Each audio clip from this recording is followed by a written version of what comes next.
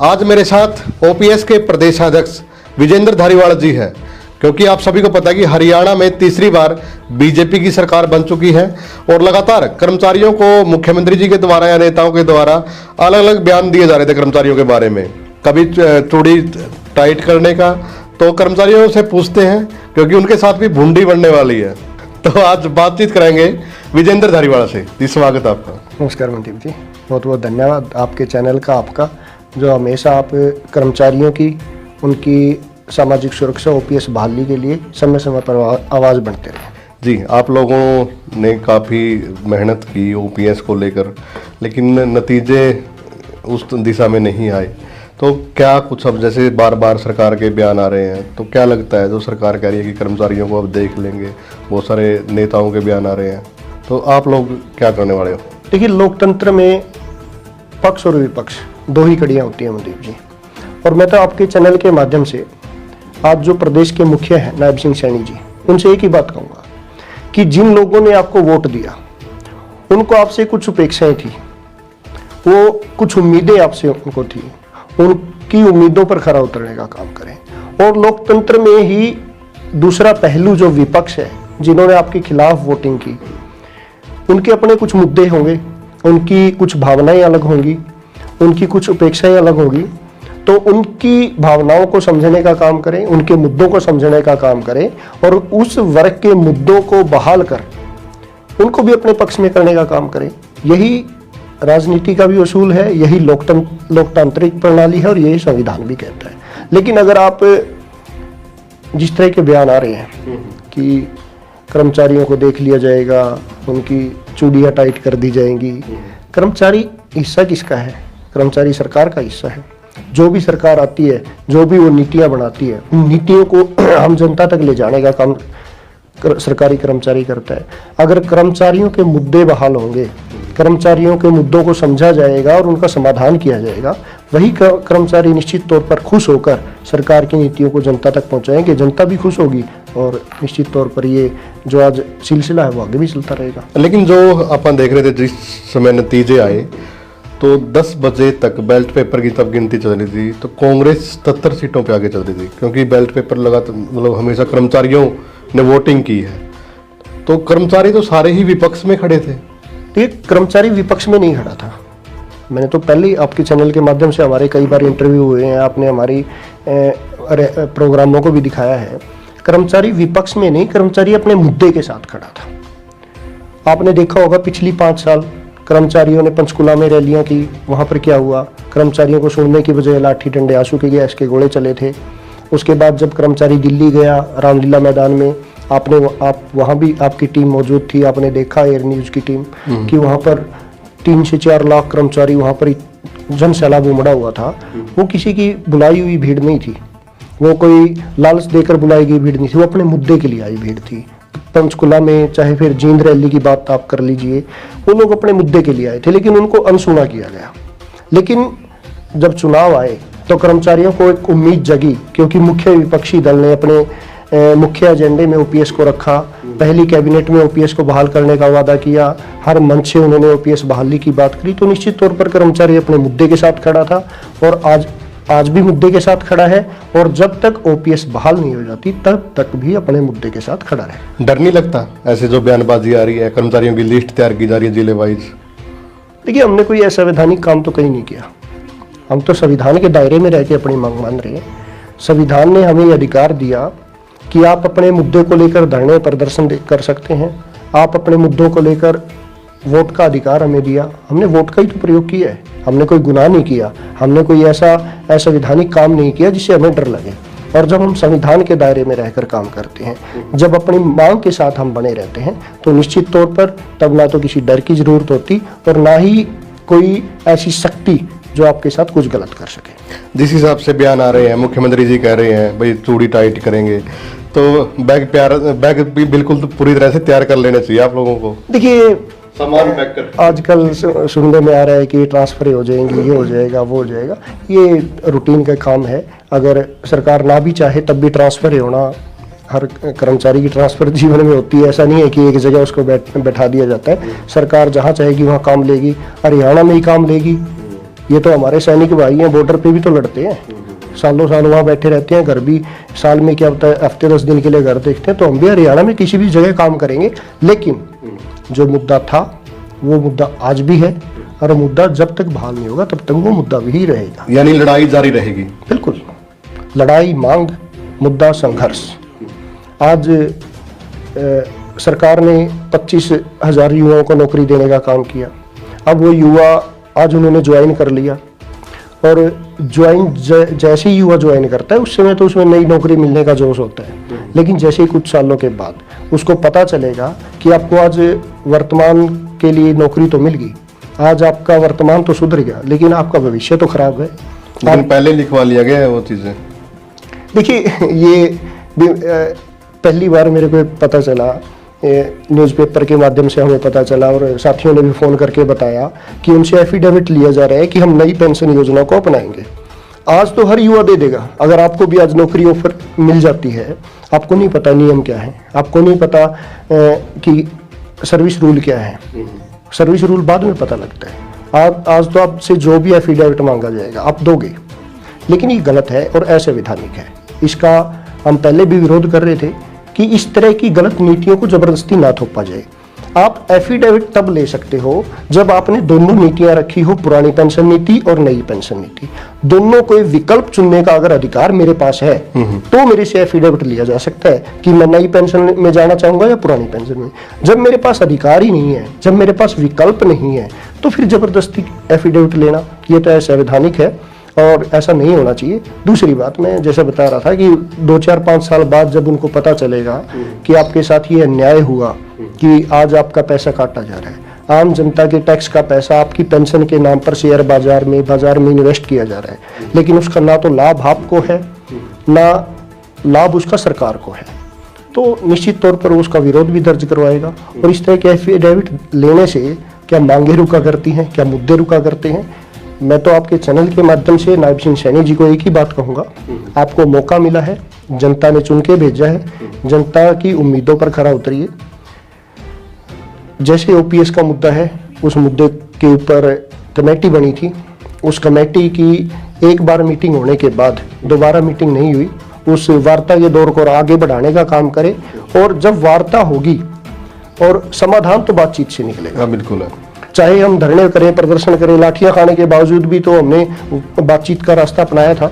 हमने, सरकार ने हमें ऑफर दिया कि ये बातचीत कीजिए, हम बातचीत करने के लिए गए। सरकार ने कहा हम कमेटी गठित करेंगे, कमेटी से बात कीजिए, हम कमेटी के साथ बात करने के लिए गए। कमेटी के साथ बैठेंगे, बातचीत होगी, इसका समाधान भी निकलेगा, और निश्चित तौर पर समाधान ऐसा निकलेगा जिससे कि कर्मचारी वर्ग भी खुश होगा और सरकार भी खुश होगा। खैर, ये बात तो आंदोलन को लेकर थी, आप कर्मचारियों का आंदोलन का नेतृत्व करते हैं ओपीएस का, लेकिन सभी जानना चाहते हैं कि विजेंद्र धारीवाल कौन है। देखिए, विजेंद्र धारीवाल तो एक साधारण सा व्यक्ति है, लेकिन जब वैसे तो मैं 2007 में ही सरकारी सेवा में आ गया था। पहले दिल्ली में मैंने टीचिंग की ही जॉब मैंने दिल्ली में ज्वाइन की, और 2012 तक मैं दिल्ली में रहा। फिर वहाँ से रिजाइन करके फिर मैंने 2017 में यहाँ पे ज्वाइन किया हरियाणा पर। और मुद्दा तो पहले से था, क्योंकि जब मैं दिल्ली नौकरी करता था तब भी हमारी यही चर्चाएं चलती थी कि भाई एनपीएस है, इसका किस तरह से समाधान किया जाए। फिर हमारे सामने कुछ उदाहरण आने शुरू हुए, हमारे कुछ साथी रिटायर होना शुरू हुए, उनके हमने देखा किसी की 500 पेंशन है, किसी की 1000 पेंशन है, किसी की 1500 पेंशन है, और दूसरी तरफ हरियाणा में 3100 रुपये बुढ़ापा पेंशन हो गई है। तो ये पीड़ा तो थी।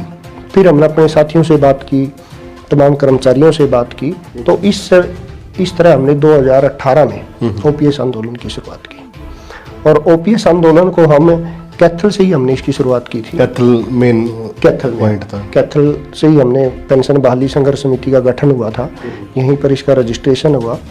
और उसके बाद जो पहला कार्यक्रम हमारा यमुनानगर में विधानसभा अध्यक्ष कंवरपाल गुर्जर जी हुआ करते थे, उनको ज्ञापन देकर हमने इसकी शुरुआत की। फिर दूसरा जो ज्ञापन हमने नारायणगढ़ में नायब सिंह सैनी जी को दिया था। अच्छा। उस समय राज्य मंत्री हुआ करते थे हरियाणा सरकार में। तब भी हमने इनके सामने ये बात रखी थी कि ओपीएस का ये मुद्दा है और इसको समाधान करवाने का काम करें, और आज मुख्यमंत्री अब तो हाथ में आ गया। फिर वहां से बढ़ते हुए हम ब्लॉक से जिला, और जिला से धीरे धीरे पूरे राज्य के अंदर तमाम विभागों के कर्मचारी, अधिकारी, इवन जो चाहे एचसीएस अधिकारी है चाहे आईएएस अधिकारी है, हो सकता है वो खुले मन से आकर कोई बात ना कहें, लेकिन अगर एक एक HCS IAS अधिकारी, फर्स्ट क्लास अधिकारियों के भी आप OPS बहाली को लेकर विचार लोगे तो सभी सहमत मिलेंगे कि OPS बहाल होनी चाहिए।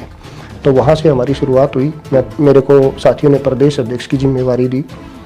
फिर वहाँ से हमने इस मुद्दे को राष्ट्रव्यापी बनाने का भी काम किया 2018 में ही। और 30 अप्रैल को दिल्ली के रामलीला मैदान में 2018 में हमने बड़ी रैली की थी। उस समय भी लाखों कर्मचारी वहाँ पर पहुँचे थे। तब उत्तर प्रदेश से हमारे प्रदेश राष्ट्रीय अध्यक्ष बनाए गए थे, जो प्रदेश अध्यक्ष थे वहाँ के उत्तर प्रदेश के, और मेरे को मुख्य संगठन सचिव की जिम्मेवारी मिली। और मुख्य संगठन की जिम्मेवारी मिलने के बाद मैंने 24 राज्यों के अंदर मैं गया, वहाँ की टीमें का गठन किया और आज 24 राज्यों में हमारा संगठन है। कैथल का ही मैं रहने वाला हूँ।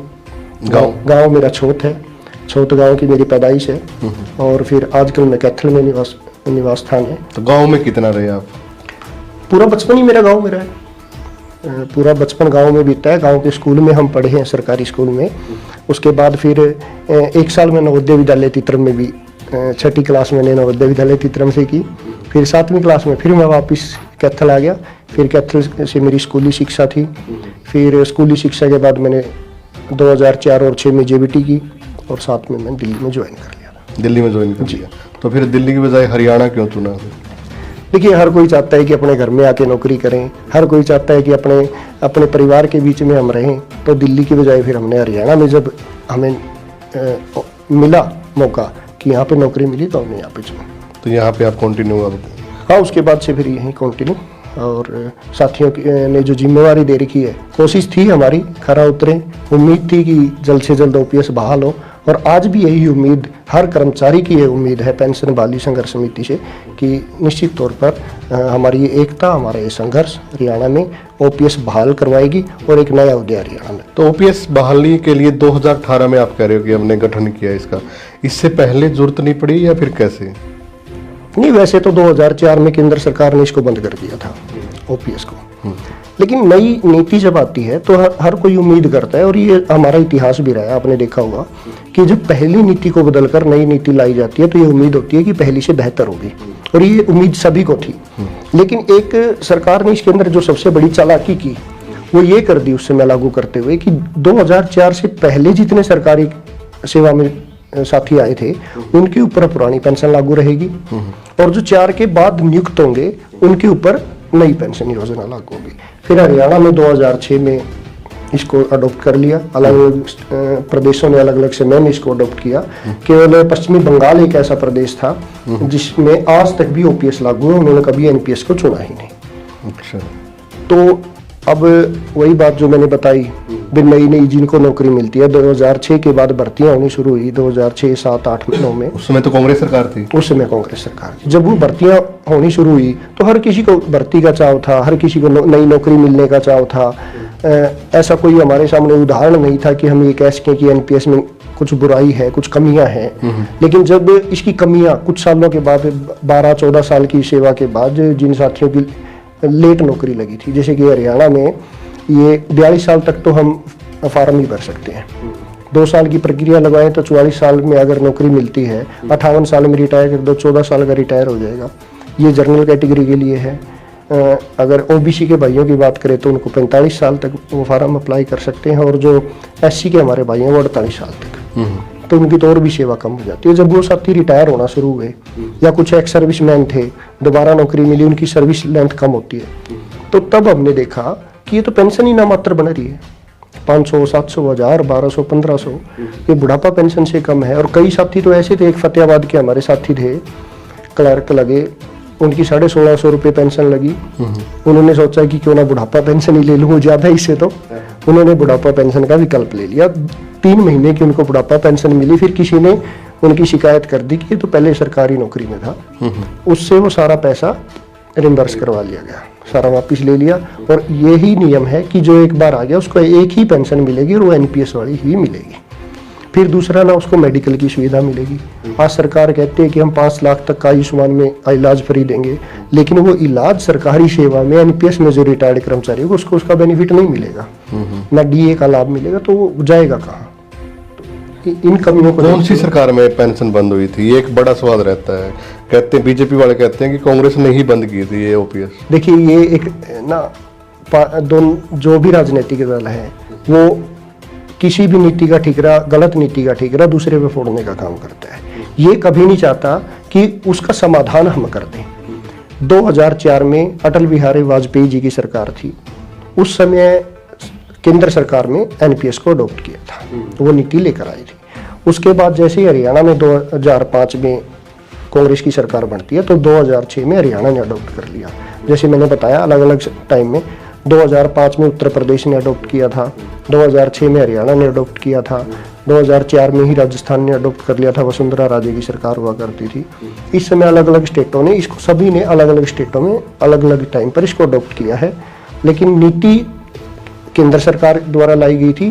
बाकी प्रदेशों में वो अलग अलग समय पर अलग अलग सरकारें रही हैं। कई क्षेत्रीय दल भी थे, जैसे उत्तर प्रदेश में मुलायम सिंह जी की सरकार थी, उन्होंने अडॉप्ट किया था 2005 में, हरियाणा में कांग्रेस ने कर लिया था। लेकिन अब लड़ाई कोई ये नहीं है कि किसने लागू की, लड़ाई ये है कि अब इसको बहाल कौन करेगा।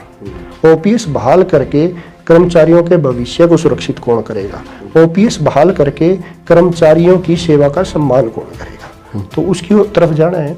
और जो भी ये कहता है कि इसने लागू की या उसने लागू की, ये कहने की बजाय वो ये कहे कि उन्होंने लागू करी, हमने बहाल कर दी, तब तो माने।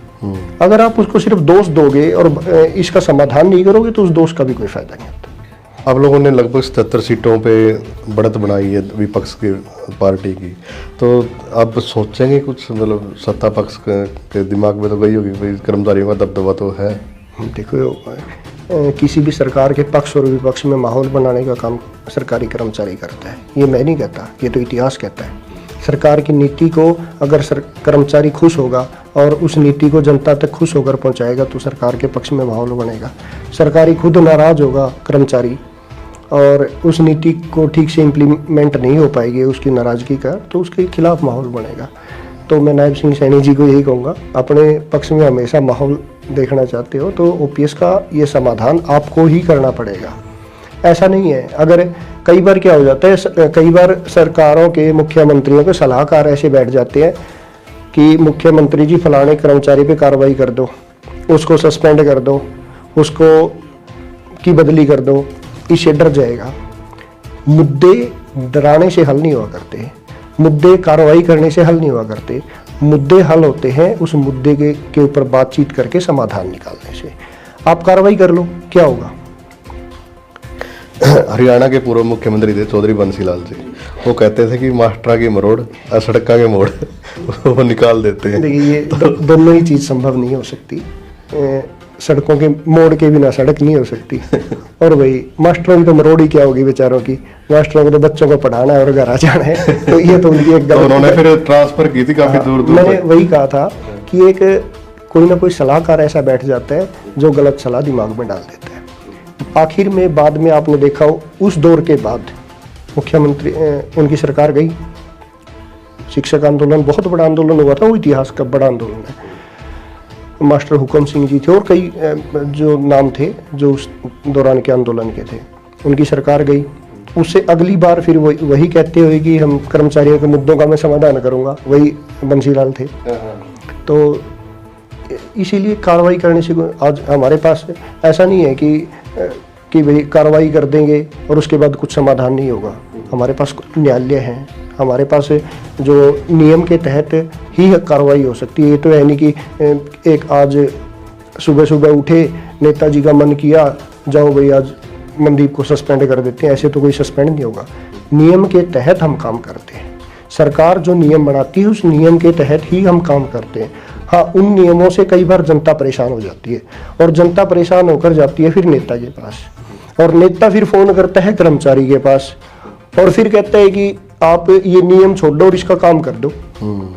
अब कर्मचारी वहां मर जाता है कि राजनीतिक दबाव में अगर वो नियम के विरुद्ध काम करता है तो वो खुद कर्मचारी फंसेगा, लेकिन वो नेता तब ये नहीं कहेगा कि मैंने राजनीतिक दबाव डाला था। उन नियमों को तोड़ने का काम तो नेता करते हैं, या तो वो नियम ही बदल दो। विधानसभा में आपको बैठा रखा है, कैबिनेट में आप बैठे हो, नियम ऐसा बनाओ कि जनता परेशान ना हो। और अगर आपके नियम से जनता परेशान है, इसमें कर्मचारी का दोष नहीं है। लेकिन आज हर व्यक्ति ये तो चाहता है कि उनका बच्चा पढ़ लिख के सरकारी सेवा में आए, लेकिन जब एक सरकारी कर्मचारी पे कार्रवाई होती है तब ताली भी वही बजाता है। शायद इस नीति को सरकारों ने समझ लिया, नेताओं ने समझ लिया, इसलिए कोई भी जाता है दौरा करेगा, किसी ने कोई ना कोई कमी निकाल के सस्पेंशन कर देगा या उसकी ट्रांसफर कर देगा। लेकिन फिर जब जिस व्यक्ति ने शिकायत की उसके व्यक्ति के घर में किसी को सरकारी नौकरी लगती है और उस पर कार्रवाई होती है, तब उसको एहसास होता है कि हमने गलत किया था। नियम सरकारें बनाती हैं, उस नियम पे काम करने का काम सरकार करता है। और आपके चैनल के माध्यम से मैं तो जनता को भी यही कहूँगा कि अगर आपको नियम आसान करवाने हैं तो सरकार से बात करो, कर्मचारी के ऊपर दबाव बनाने से कुछ नहीं होगा। दूसरी बात, कई बार मैं देखता हूँ कि कर्मचारियों को बड़े कोई भी मंत्री ये कह देता है कि वे आप रिश्वत ले रहे हो या कुछ कर रहे हो, लेकिन मैं आप सच्चाई देखोगे, आप कार्यालय में जाते हो, किसी भी सरकारी कार्यालय में, आपको एक फाइल दे दी आपने और उसमें कोई कमी है, कर्मचारी ने कह दिया कि ये तो कमी है, आप इसको पूरा करके लाइए। उस भाग दौड़ करने की बजाय आप क्या सोचते हो कि वहीं पे कुछ ना कुछ मैं इसकी सेवा पानी करूँ और ये काम करो, काम हो जाए। लेकिन ये नीति भी जनता को बदलनी पड़ेगी कि आपको थोड़ी मेहनत करनी पड़ेगी, आपको नियम पूरे करने पड़ेंगे, आपको सारे पेपर वर्क पूरा करना पड़ेगा, तो आप करवाइए काम। इसकी किसी की हिम्मत थोड़ी आपकी तरफ कोई कर ले। और अगर ऐसा कोई गलत करता है तो सजा का हकदार भी है, लेकिन अधिकार मांगने पर सजाएं देने की बात करना, अधिकार मांगने पर कार्रवाई करने की बात करना, अधिकार मांगने पर चूड़ी टाइट करने की बात करना, ये न्याय संगत नहीं है। और ना ऐसा करने से आंदोलन रुका ना रुकेगा। मनोबल है जो वो टूटा नहीं कर्मचारियों का। क्या लगा जब रिजल्ट आप लोगों ने देखा, ये तो बात नहीं बनेगी, अब तो ओपीएस बहाल नहीं होगी क्योंकि सरकार वही आ गई है। देखो, एक तो मेरे फोन भी आए होंगे बहुत सारे, तो क्या उम्मीद टूटी? एक उम्मीद थी कर्मचारियों को कि शायद ओपीएस बहाल करने वाली सरकार बने, ओपीएस क्या पक्ष लेने वाली सरकार बने, पहली कैबिनेट में ओपीएस बहाल करने वाली सरकार बनी। लेकिन जब ऐसा नहीं हुआ तो कर्मचारियों के ये फोन नहीं आए कि हमारा मन टूट गया, कर्मचारियों के ये फोन आए कि प्रधान जी और मजबूती के साथ संघर्ष करेंगे, प्रधान जी और मजबूती से एकजुट होंगे, एकजुट होकर अपनी मांग को जो भी सरकार है उस सरकार से मनवाने का काम करेंगे। और ये किया भी है। ये पहली बार यहाँ थोड़ी हुआ है। पंजाब में जब कैप्टन अमरिंदर सिंह जी की सरकार थी, उनसे हमने ओपीएस बहाली की मांग की, वहाँ पे भी हमने रैलियां, धरने, प्रदर्शन किए। जब उन्होंने इस मांग को पूरा नहीं किया तो उनके खिलाफ भी हमने वोट डालने का काम किया, क्योंकि हम अपने मुद्दे के लिए वोट डाल रहे हैं, किसी पार्टी के पक्ष या विपक्ष में नहीं, अपने मुद्दे के लिए वोट डाल रहे हैं। फिर हिमाचल में का उदाहरण आप ले लीजिए, केवल ओपीएस मुद्दे पे ही सारा कुछ है। फिर आप उत्तर प्रदेश का ले लीजिए, झारखंड मुक्ति मोर्चा की सरकार है झारखंड में, उनके खिलाफ हमने आंदोलन किया, उन्होंने ओपीएस बहाल कर दिया, हमने धन्यवाद भी किया। तो हमने एक नियम बना रखा है और ये हमारे कि जो ओपीएस बहाल करेगा निश्चित तौर पर हम उसका धन्यवाद भी करेंगे, आभार भी प्रकट करेंगे, सम्मान भी करेंगे। लेकिन जो ओपीएस बहाल नहीं करेगा तो विरोध दर्ज करवाना तो देखिए हमारा अधिकार है और उस अधिकार को नहीं छीना जा सकता किसी भी तरीके से। जब भी कोई खबर आती होगी कर्मचारियों को, भाई जिले वाइज लिस्ट तैयार हो रही है या फिर कोई भी मुख्यमंत्री जी करें, भाई कर्मचारियों को देखते हैं, इनका भी करेंगे कुछ, तो फोन नहीं आते यार, दोस्तों के फोन नहीं आते भैया हो जाते यार अब तो देखिए, कर्मचारियों का फोन आते हैं कई बार कि भाई इस तरह की बातें चल रही हैं, और वो इसलिए भी नहीं आते कि उनके मन में डर हो, वो इसलिए भी आते हैं कि आपके संघर्ष का टाइम आ गया है, आपको और मजबूत होने का समय आ गया है। और निश्चित तौर पर कर्मचारी अधिकारी मुद्दे के लिए मजबूत है, और मैं भी मन से भी मजबूत है, तन से भी मजबूत है, हर तरह से मजबूत है। हाँ, ये पक्का है और ये संदेश आपके चैनल के माध्यम से इस सरकार को, इस सरकार के नुमाइंदों को, इस सरकार के मुखिया को, कि जब तक ओपीएस बहाल नहीं होगी, हमारा मनोबल तो आप उसी दिन देख लेते कि जब पंचकुला आपने देख के था लाठीचार्ज हमारे ऊपर हुआ था, पहले पानी की बौछारें चली, फिर आंसू गैस के गोले हमारे ऊपर छोड़े गए और फिर लाठीचार्ज हुआ। उसके बावजूद भी जब हम वहां पर बने रहे,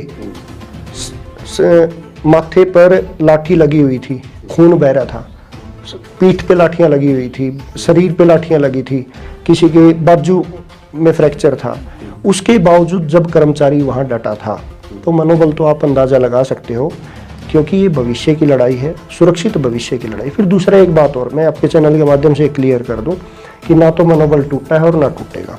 जब तक ओपीएस बहाल नहीं होगी, पूरे मन से चाहे कितना भी अत्याचार, कितना भी शोषण सहना पड़े, हम निश्चित तौर पर इस लड़ाई को अंतिम जीत तक लड़ेंगे जब तक ओपीएस बहाल नहीं होगी। फिर आजकल आपने देखा होगा कि जब भी ओपीएस बहाली की बात करते हैं तो एक बात जरूर कह देते हैं कि इससे तो फाइनेंशियली बर्डन बहुत पड़ेगा। ये आपके मीडिया के साथी हैं, आप तो आपके सामने तो बहुत सारी चीजें आती होंगी, लेकिन उसके तथ्य और साक्ष्य किसी के पास नहीं है। क्या आपने कभी किसी मंत्री, मुख्यमंत्री को या किसी अधिकारी को आपने सवाल किया हो और उसने ये कहा कि वे ओपीएस बहाली से तो देश और प्रदेश कंगाल हो जाएगा? पूर्व मुख्यमंत्री ने बात कही थी, व्हाट्सएप मैसेज किया। क्या उन्होंने ऐसा कोई साक्ष्य, ऐसा कोई तथ्य या ऐसे कोई आंकड़े आपके सामने कभी पेश किए? कभी नहीं किए। उदाहरण आपके सामने है, 2006 में हरियाणा में एनपीएस लागू होगी और 2006 में हरियाणा में आप देखो कितना था कर्जा, कितना था प्रदेश के ऊपर? 15,000 करोड़ के आसपास। और आज कर्ज कितना है प्रदेश के ऊपर? ओपीएस बंद करने के बाद प्रदेश के ऊपर 4.25 लाख से ऊपर का कर्ज है। अगर ओपीएस से ही फाइनेंशियली बर्डन था तो ओपीएस तो बंद हो चुकी, फिर ये क्यों बढ़ रहे हैं? ये कर्ज बढ़ रहे हैं गलत नीतियों से, गलत आर्थिक नीतियों से। अगर सही आर्थिक नीतियां लाई जाए, गरीब के, अमीर के पास अगर पैसा जाएगा वो उसको बचत करने की तरफ सोचेगा, उसको ब्लैक मनी के तौर पर रखने की कोशिश करेगा। लेकिन अगर गरीब की जेब में पैसा जाएगा, मध्यम वर्गीय परिवार की जेब में पैसा जाएगा, वो उसको बाजार में खर्च करेगा। इससे बाजार में भी तेजी आएगी, इससे अर्थव्यवस्था में भी सुधार होगा। तो निश्चित तौर पर इसीलिए ही इन पेंशन का प्रावधान या डायरेक्ट गरीब को बेनिफिट पहुंचाने की नीति लाई गई थी और ये ऐसा होना भी चाहिए जी। अगर आज आप देख लो, आज ये जितने भी हमारे साथी गरीब परिवार के साथी या जितने भी मध्यम वर्गीय परिवार के साथी सरकारी सेवा में आए हैं, अब ये अपने लिए नया मकान बनाने की कोशिश करेगा, उसके लिए भी बाजार से लोन लेगा, बैंक से। अपने लिए गाड़ी, अपने लिए बाइक लेने की बात करेगा, वो भी बाजार से लोन लेगा। तो ये तो एक चक्र है, अर्थव्यवस्था बढ़ेगी। और इसीलिए मैं कहूँगा कि ये गलत भ्रांतियाँ फैलाने की बजाय, और सच्चाई ये है, ये भ्रांतियाँ फैलाई क्यों गई? ये फैलाई इसलिए गई क्योंकि चंद पूंजीपति साथियों को लाभ पहुँचाया जाना है, शेयर मार्केट को लाभ पहुंचाया जाना है। सरकार का पैसा कानूनी तौर पर डायरेक्ट रूप से शेयर बाजार में या बड़े पूंजीपतियों के व्यापार में लगवाना है। वैसे तो आप देखते हो कि भारत देश में शेयर बाजार की तरफ कितने लोग जाते हैं, जुआ है एक किस्म का। मैंने तो देखा, मेरे आसपास के कितने लोग हैं, कितने ट्रेडिंग करते हैं लोग? नहीं करते। लेकिन उस पैसे को डायरेक्ट रूप से लगाना था तो ये कर्मचारियों की पेंशन के तौर पर एनपीएस के नाम पर लगाया गया। हाँ, पहले एक बात कही जाती थी कि एनपीएस तो बहुत अच्छी नीति है, लेकिन उस चीज को तो आज सरकार मान चुकी है कि एनपीएस अच्छी नीति नहीं है। केंद्र सरकार खुद मान चुकी है, प्रधानमंत्री जी खुद मान चुके हैं, तभी तो यूपीएस लाई गई, यूनिफाइड पेंशन स्कीम। अगर ये ना मानते कि एनपीएस में कमियां नहीं हैं तो यूनिफाइड लाने की जरूरत क्या हुई? लेकिन हुआ क्या? यूनिफाइड पेंशन भी केवल नाम चेंज करके उसको कर्मचारियों को धोखे में रखने की कोशिश की गई कि हमने तो चेंज कर दी, हमने तो आपकी मांग पूरी कर दी।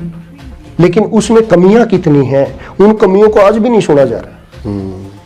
प्रधानमंत्री जी मीटिंग तो करते हैं, लेकिन मीटिंग उन नेताओं, उन ट्रेड यूनियन के उन नेताओं के साथ करते हैं जो 10, 15, 20 साल पहले रिटायर्ड हो चुके हैं। उन रिटायर्ड नेताओं से जो पहले से ओपीएस का लाभ ले रहे हैं, उन नेताओं से मीटिंग करके और यूनिफाइड पेंशन स्कीम के बेनिफिट बताए जा रहे हैं कर्मचारियों को। होना क्या चाहिए? होना ये चाहिए कि जो आज लड़ाई लड़ रहे हैं, हाँ, जैसे आप लोग हो तो आप लोग आंदोलन कर रहे हो तो हमारा संगठन है national movement for old pension scheme, उसके पदाधिकारियों से बात करो, आंकड़े हम देंगे, समाधान भी हम देंगे। बस प्रधानमंत्री जी को तो उस समाधान को लागू करना है। अगर प्रधानमंत्री जी हमारे संगठन से बात करते, आज जो लड़ाई लड़ रहे हैं संगठन उनसे बात करते, तो निश्चित तौर पर इतना बेहतरीन समाधान इसका निकल सकता था और आज ये लड़ाई वहीं खत्म हो जाती।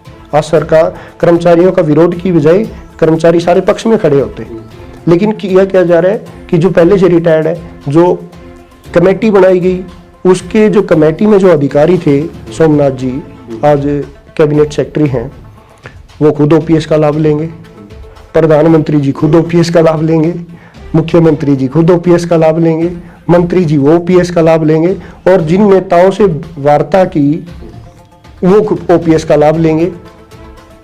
लेकिन ओपीएस तो अब बंद हो चुकी है ना, तो फिर ओपीएस का लाभ कैसे लेंगे? अब तो यूपीएस का लाभ लेंगे ना। सोमनाथ जी हैं, वो 2004 से पहले के अधिकारी हैं। ओके। नेताओं को वैसे ही पुरानी पेंशन का लाभ पहले से दिया जा रहा है। तो ये तो अब कुछ दिन पहले अखबार में भी लेख आया था कि नेताओं को बड़ी बड़ी पेंशनें मिल रही हैं और कर्मचारियों को क्या। ये तो वो है कि खुद के लिए तो खीर और बाकियों कर्मचारियों को दलिया खाने के लाभ बताए जा रहे हैं। ये तो वो बात आ गई और कुछ नहीं है इसके अलावा। जी, तो कोई अब मूवमेंट दोबारा से कब शुरू करने जा रहे हो? देखिए, अभी मूवमेंट हमारी हरियाणा प्रदेश में भी हम कोशिश करेंगे, मीटिंग करेंगे सभी साथियों से, जितनी भी हमारी ब्लॉक जिला की टीम है और राज्य कार्यकारिणी, एक बार हम बैठेंगे और बैठकर जो नया मंत्रिमंडल और मुख्यमंत्री बने हैं, सबसे पहले तो इन्हीं के सामने अपना प्रस्ताव लेकर जाएंगे कि आप ओपीएस बहाल करें। अगर नहीं करते तो उसके आगे की रणनीति जिस भी तरह का जवाब मिलेगा उसी के तहत हम आगे रणनीति बनाकर काम करने का काम करेंगे। दिल्ली में हमने 15 दिसंबर को राष्ट्रीय स्तरीय एक अधिवेशन हमने दिल्ली में बुलाया है, जिसमें हमारे 24 राज्यों के जो पदाधिकारी हैं, चाहे जिला और ब्लॉक के पदाधिकारी, वो सारे एकत्रित होंगे। वो सारे वहाँ पर बैठकर एक मजबूत रणनीति बनाने का काम करेंगे और निश्चित तौर पर शायद अप्रैल या मई में हम दिल्ली में एक बड़ा कार्यक्रम करने जा रहे हैं, जो केंद्र सरकार से ओपीएस बहाली को लेकर होगा।